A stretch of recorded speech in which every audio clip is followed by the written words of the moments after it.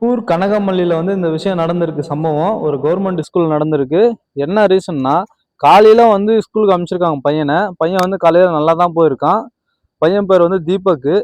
ஆனா மதியம் ஒரு ஃபோன் வந்திருக்கு ஸ்கூல்ல இருந்து. எப்பவுமே பார்த்தீங்கன்னா எந்த ஒரு பிரச்சனை இருந்தா அவங்க அப்பாவுக்கு தான் கால் பண்ணுவாங்க. ஆனா இந்த வாட்டி கொஞ்சம் டிஃப்ரெண்டா அவங்க அம்மா கால் பண்ணியிருக்காங்க.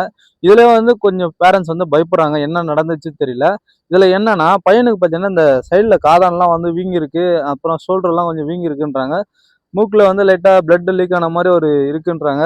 ஆனா அவங்க ஸ்கூல்ல கேட்டதுக்கு என்ன சொல்லியிருக்காங்கன்னா, பையன் சடனா மயக்கம் போட்டு விழுந்துட்டான் அப்படின்னு சொல்லியிருக்காங்க. அப்புறம் இன்னொருத்தர் வேற மூலியமா இது கேள்விப்பட்டிருக்காங்க பொழுது, அதாவது சாப்பிடும்போது அடைச்சிட்டு அப்படின்னு சொல்லியிருக்காங்க. ஆனா இதுல என்ன உண்மைன்னு சொல்லிட்டு கண்டிப்பா போலீஸ் இதை கண்டுபிடிச்சு கொடுக்கணும். ஏன்னா ஒரு ஸ்கூல் கவர்மெண்ட் ஸ்கூல் பையன் எல்லாருக்குமே தெரியும். ஏன்னா நாளைக்கு உங்க பையன் கூட கண்டிப்பா ஆகலாம். அதான் யார் பையன் வேணாலும் ஆகலாம். நானும் ஒரு கவர்மெண்ட் ஸ்கூல் தான் படித்தேன். நாளைக்கு என்ன மாதிரி எல்லாருமே அந்த ஸ்கூல்ல படிப்பாங்க. ஏன்னா எல்லாருமே கோடிக்கணக்கில் பணத்தை வச்சிடல.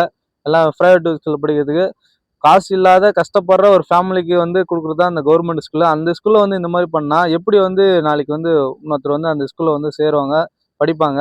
அதனால எல்லாருக்கும் ஒரு பயம் இருக்கு. கண்டிப்பா எல்லா ஸ்கூல்லும் கேமரா வைக்கணும். பிரைவேட் ஸ்கூல்ல எல்லாத்துலயும் கேமரா இருக்கு. அது மாதிரி கவர்மெண்ட் ஸ்கூல்ல கேமரா வைக்கணும். ஏன்னா கல்வித்துறை அமைச்சர் சொல்லிட்டு சும்மா ஒன்னையும் அவங்கள போடல. கல்வி சார்ந்த விஷயத்த எல்லாத்தையும் பாக்குறது தான் அவங்க கல்வித்துறை அமைச்சரா போடுறாங்க கவர்மெண்ட்ல இருந்து. அதுக்குதான் நம்ம ஓட்டு போட்டு ஒருத்தரையும் வர வைக்கிறோம். அதனால எல்லாத்தையும் ஆக்ஷன் எடுத்து ஒரு நல்ல நிலைமைக்கு நம்ம தமிழ்நாட்டை முன்னேற்றணும்.